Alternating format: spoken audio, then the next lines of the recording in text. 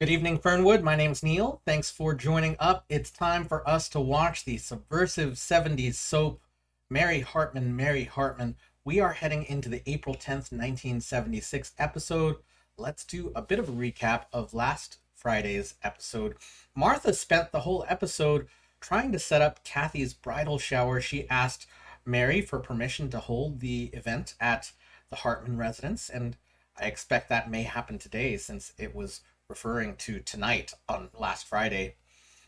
Mary maybe didn't quite realize that the wedding was going forward between Dennis and Kathy because she did have some words for Dennis last week. Of course, Dennis is still pushing towards a date.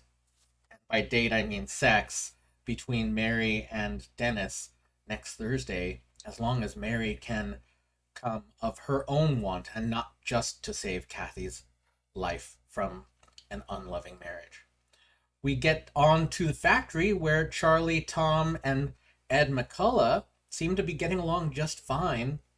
Of course, they catch each other up on the various details of the week. Of course, after Charlie leaves, Ed makes a hint that the meeting that Tom held with the assistant district attorney was not in any way secret, and in fact, the other members of union leadership definitely know what's going on.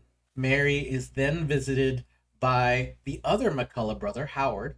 There seems to be some building set of sparks between them, of course. Howard just comes over to check in because his mother, Betty, was arrested for being a solicitor. She's a fortune teller, so I don't know what's going to happen there. Maybe we'll see that this week. After Howard leaves, Martha comes over to continue planning the shower. She brings a cake over, and Mary just straight up drops it on the kitchen floor.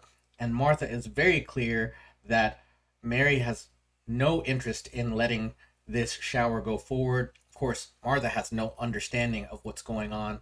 And then finally, Martha heads over to the Haggers and tries to get some energy going there, some support. She seems to be struggling just a little bit with the strife going on in her family. After Martha leaves, Charlie expresses some maybe discomfort for the preacher kid that is apparently in charge of the church that Loretta is working towards. Jimmy Joe, I forget the last name, but basically he's an 8-year-old kid in tap shoes that is the preacher for this church that Loretta is going up to. I guess we'll find more out about that this week, but I think it's now time for us to start.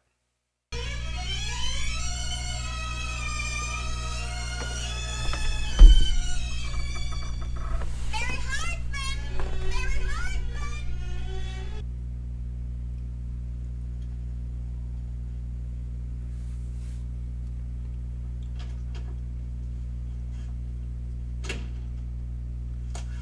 Well.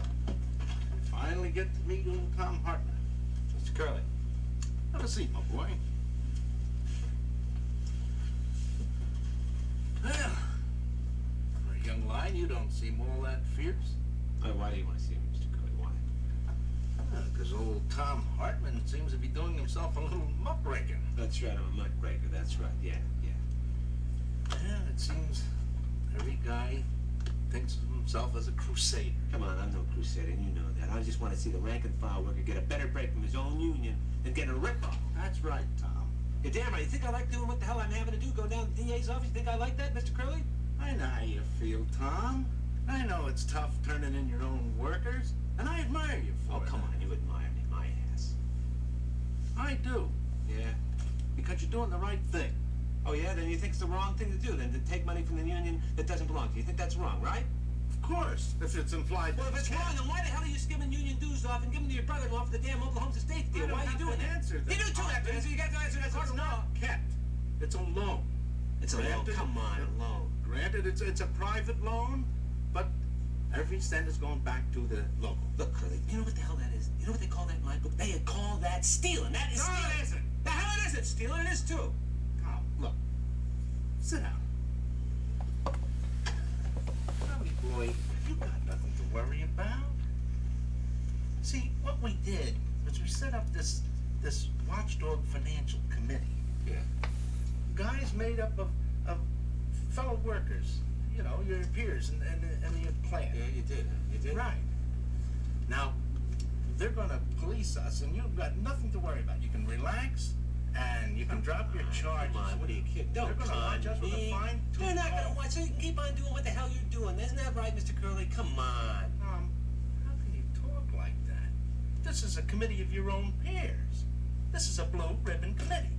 And I want you to meet the bow on that blue ribbon right now. We're sending the chairman of the Watchdog Financial Committee.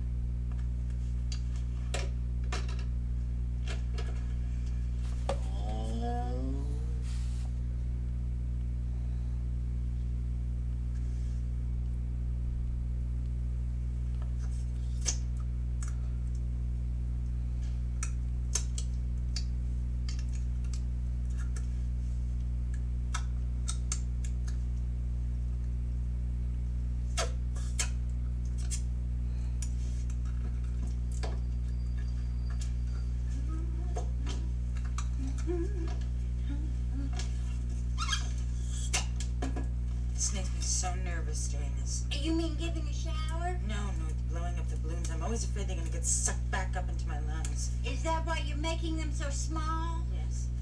How many dips did you make? 5. Let me see. Onion, clam, avocado, jalapeno bean, and taco. Taco? What's taco? It's dry powdered sauce taco mix and mayonnaise.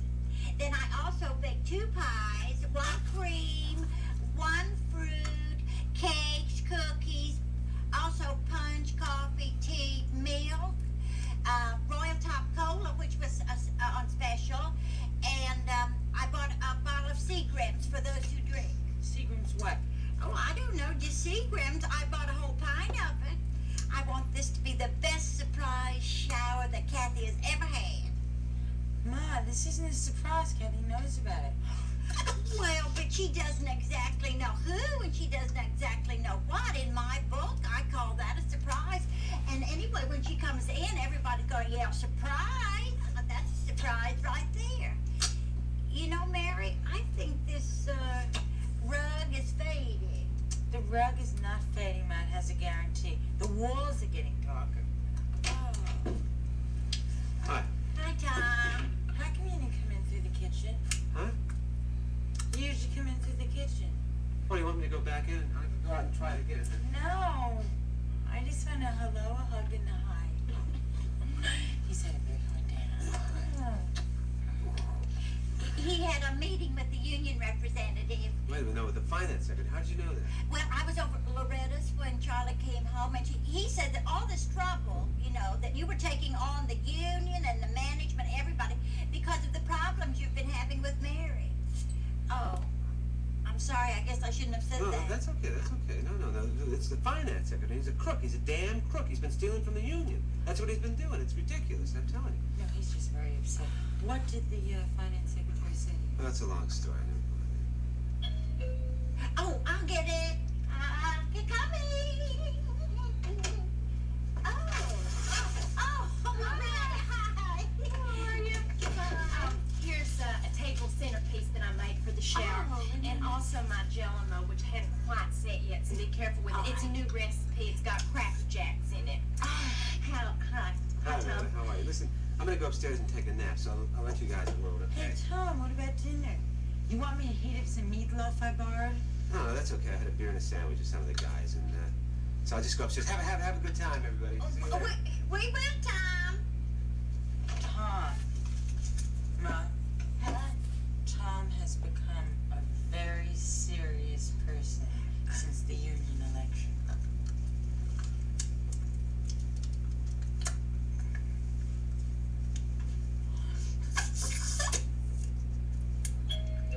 I'll get it, okay? Hi, I'm your Belcherware lady. You must be Mrs. Hartman. Oh, no, I'm Mrs. Higers. Mrs. Hartman is the balloon over there. No, lady with the balloon. Oh, Hello, Gladys. This is Gladys. Gladys Dilworth. Then you must be Mrs. Shumway's other daughter. I I am, yes. Mary. I'm the fatter one. You're all so sweet. I just know we're going to have a wonderful time tonight. Oh, this is my sample case. The rest of my display is out in the truck. Now, it shouldn't take more than 2 people to help me out with it. I thought Belcher was just small little items. Do you think there's going to be enough room here? Oh, I'll make room. You see, on an evening like this, we like to be able to show the ladies all the items. And Belcherware makes over 300 of them, including covers, of course. Oh, 300. I didn't know that. Well, what I suggest is, oh, isn't that a lovely dip dish? Taco? Yes, I make it too. You make it too? I thought I invented it. Oh, no, it's one of my favorites. Sour cream. A mayonnaise. Oh, well, that does change the taste just a little bit, doesn't it? Well, what I suggest is that once the girls arrive and settle down and get comfortable, Oh, no, a lot of them are going to be sitting on folding chairs, so they won't be too comfortable. that we play some of our Belcherware games just to get everybody in the mood. Oh, are they, those games, do we have to bring those in from the truck? Yes. Yes. Well, there's an easy basketball. That's where we use a balloon. And, oh, I see you've got lots of balloons. And 2 Belcherware bowls for baskets. And then we divide the girls into 2 teams, and each girl has to carry her team's balloon and dump it in the bowl from between her knees. And the team that comes in first gets a little prize. Oh, that should be such fun. Could I read out in the truck? And then I go into the serious part of my presentation, where I tell everybody how really important Belcherware is to run an efficient household. The little belch that makes your kitchen a nicer place to be. And then I hand out the order forms. Do you take checks? Well, only with sufficient identification. And then after that, you can serve your refreshments while I'm packing up and leaving. Oh, do we have to help you pack? Oh, yes. Oh, yes. good. I'm really looking forward to that. Oh, Well, and then after that, see, then I'll start my spirituals and we'll have just kind of a little sing-along. Loretta, not too many spirituals. Kathy's not that religious. Camp songs. Camp songs because Kathy always loved camp songs, even as a little girl in day camp. You know what you could do? You could do this camp song. Madalena, Catalina, Hogan, Bogan, Logan. Your mother's not to blame. It seems such a shame. Cause your mother just the same. Yeah. Oh, you see, now that's a wonderful look, song. could someone please help me out to the truck? Oh, yeah. I don't believe I know that one. Well, I'll teach you to. Mary, oh, it's going to be so exciting. It's going to be a wonderful, wonderful party. And when Dennis drops by, Who? Dennis, that's Kathy's fiance. He's coming by after the Belcherware part to pick up Kathy and to meet some of her girlfriends. Oh, won't that be nice? Oh, won't that be nice?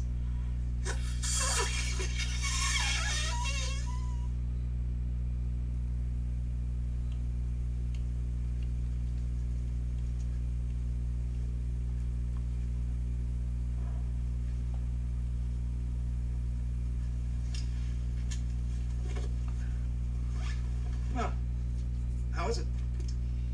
Well, she has a strong sun in the 7th house, which of course is marriage. She's an Aries, which means that home and family will have to come first.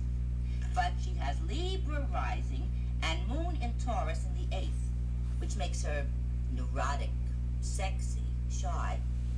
And that's compounded by a Mars-Venus conjunction. And a kid who pulls up rose bushes. And then her numerology is very blocked. She's a 2, which needs a 1 mate, but she's got a husband who's a 4. Of course, his name is a 1, but then her name is a 3 with a 12 compound, which is very unlucky. The number of the victim. You're kidding. No. Could you two keep it down just a little? I'm trying to read the sports page. Aren't you interested in our new neighbors? I'm not interested in a lot of superstition. And now, if you'll excuse me, Oh, come on. I want you two to stop picking on each other. and I'd like you, if you don't mind my saying it, to stop forcing yourself on everybody every time we move. You're the one who always complains that we stick together too much. Mm-hmm. And you know damn well why. Now, boys, this is a new house and a new start, and I think we should begin things with a positive attitude. After all, I planned this move so that we wouldn't be caught in the middle of a Mercury retrograde. and I think we should take advantage of it. Betty, it isn't the Mercury retrograde that's causing our problems. It's what we don't talk about and try to hide. Just pretend it doesn't exist. I don't know what you're talking about, and don't call me Betty. Sorry, Mother. Unless you boys both decide to call me by name, I insist on Mother. No, she's forced calling you Betty. Besides, we're grown men, Mother, not precocious kids. Right, Ed? Whatever the hell you say, Howard, nothing I say seems to make any difference around here anyway. He seems angry. I just hope that mood of his doesn't last. After all, with Saturn in Scorpio, it's just his nature to take it out on all of us. I really should do a progress chart on him. But first, I've got to finish with Mary Hartman. I'm sorry if we've been upsetting you, Mother. Oh, thank you, dear. You always have been so much more considerate than Ed. But still, he's well-meaning. And with Jupiter and Gemini, I wouldn't be a bit surprised if he just came around here with 2 quarts of ice cream just to make up. Oh, I hope not. I'm gaining weight. You are not. You look just fine. In fact, Ed said just the other day that he envies the way you look so much younger. I am younger. Well, not that much younger. Or are you? I can never remember. Mothers are supposed to remember things like that, Mother. Oh, but I am sorry that Ed and I aren't getting along better just now. Must get on your nerves. Well, mothers do get anxious when they see their children unhappy. Sometimes when I see the two of you going at each other, well, why dwell on it? You aren't sorry you chose to live with us, are you, Mother? Are you kidding? You've given me a home, and I appreciate that. Why, for the kind of money I could make, I probably couldn't even support myself. Besides, you two boys need me. Have you forgotten that? Well, how can I? The one thing Ed and I do agree on is we sure couldn't do without you. How sweet. Well, I just hope that pressure isn't too much on you, Mother. 6 moves in 2 years, having to make new friends every few months. Well, this time I have a feeling things are going to be different. Fernwood is going to have a very calming influence on us. You two boys are going to get along better, and we won't have any more of those dreadful incidents. Oh, I hope so, Mother. We're going to be one big happy family in Fernwood. Oh, I see. Just 2 good-looking, intelligent brothers, and they're swinging if, a little eccentric, Mother? Now, I resent that. Now you better get back to your chart. I hope you do better. Straightening out things with Mary Hartman and, what's his name? Tom Hartman. Because I think you're gonna find it's gonna be a lot harder between me and Ed.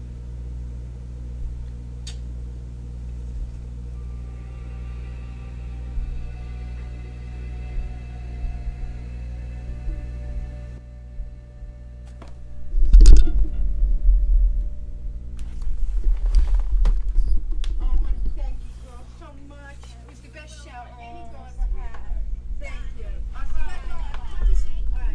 I bet the Rockefellers never even had a better shower. They don't give showers, they just give head. Well, so long as you enjoy your bachelor. Oh, I will. Oh, and thank you, Gladys. Oh, I had a wonderful time. Oh, I can't believe we finally got all that credit. I mean, that stuff. Oh, God, I just can't believe that it weighed more going out than it did coming in. The way she folded all those displays back up in those little cases, it was just amazing. Amazing. You know what really amazed me? That this took so long. Not that I didn't have a good time. Oh, it didn't take that long. I mean, Dennis was supposed to show up at 10, and he's not even here yet. Well, it's after 10 now. Well, shoot, I gotta be getting along, you guys. Mary, remember, you promised to think seriously about being newly baptized, okay? Definitely. I mean, I am going to think about that tonight. Right. And Kathy, hon, I just hope your wedding is as nice as all that belt you wear, mixed patterns and coordinated colors were tonight. Oh, thank you, Loretta. I hope so, too. Good night, Loretta. Good night. Thank you for coming. See you later, everybody. Okay. Mary, you didn't have a better time at your own sister's shower. We'll talk about it. It may be my deodorant.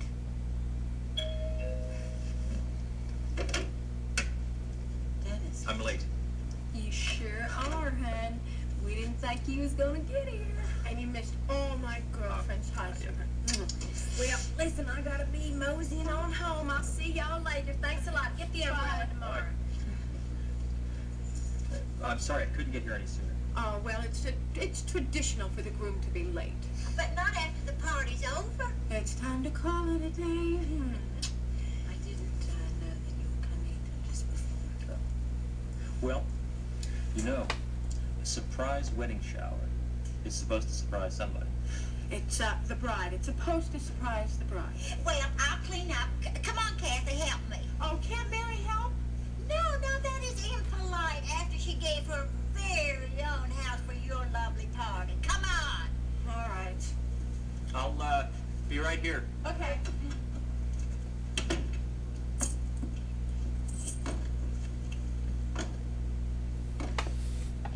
We'll have to collapse this folding table. I'll help. No, it's okay. Sure you do. No, I couldn't. You're avoiding me. I mean, you want to be nice, but you won't let yourself, and you are avoiding me. No, I'm not avoiding you. I'm just having to be very nervous, that's all. I just happen to be very upset that I have to give a shower for someone who shouldn't be having a shower. That's all. And I find this whole thing, to tell you the truth, very humiliating. I find it a very humiliating experience, and Please. You look very kissable. No, I don't. Why are you doing that to her? Why are you leading her to think something's there if it isn't there? Why do you play games like that? I explained it. You play games, and so I'm doing the same thing.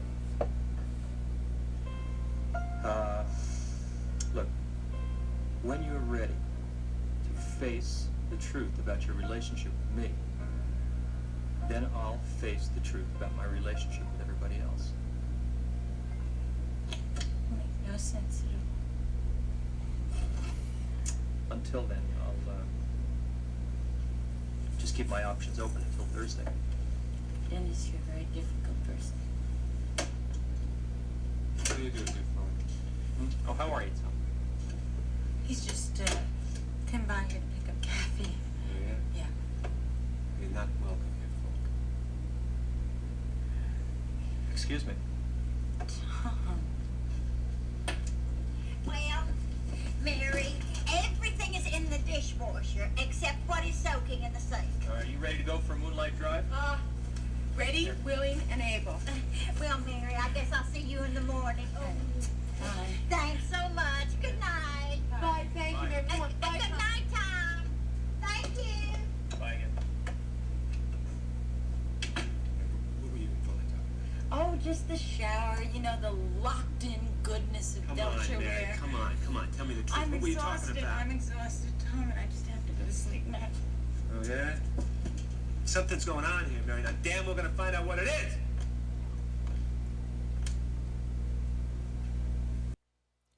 Lots and lots and lots of things happened today. We finally have that bridal shower that we've been waiting for. We didn't actually see most of it on screen, but the fallout was very clear. Oh, Mary setting up her living room for the space. Tom had a meeting with Curly, who I thought was the other guy that Charlie had punched out a few weeks back. But apparently that name I associated with the wrong face. This is an apparently entirely new character who is going to set George up against Tom. And we haven't really seen George in a few weeks, so I guess we'll anticipate some conflicts there. We see inside the McCullough home for the first time ever since the Fedders moved out. I'm somewhat saddened that we'll never find out what happened to their daughter Jenny, but I figure that story is long gone. And since the Hartman living room was the Fetters living room, as far as I can tell, the McCullough home is an entirely different room. I was really pretty amazed to see kind of the setup they have there. I think that was kind of a Buddha statue, but maybe just some vaguely fortune tellery kind of space. Apparently, there's some conflict going on between Ed and Howard, and well, we hadn't seen them together ever, so this I think was a first time, and we see exactly how much they clash. Apparently, there's some conflict within the McCullough family, not just between Ed and Howard, but even Ed and Betty. And I'm not 100% sure that they're actually family, but I think they probably are. Just Ed is trying to establish his adulthood. He's a grown man. Well, anyway. And then we actually get the aftermath of Kathy's shower.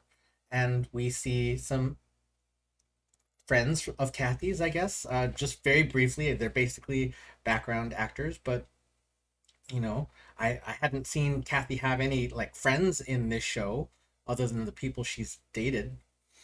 And Martha pulling Kathy off to clean up Mary's house was really awkward for me, but I know it's just because we need to build some tension between Dennis and Mary. And boy, is that ugly. I really don't like that.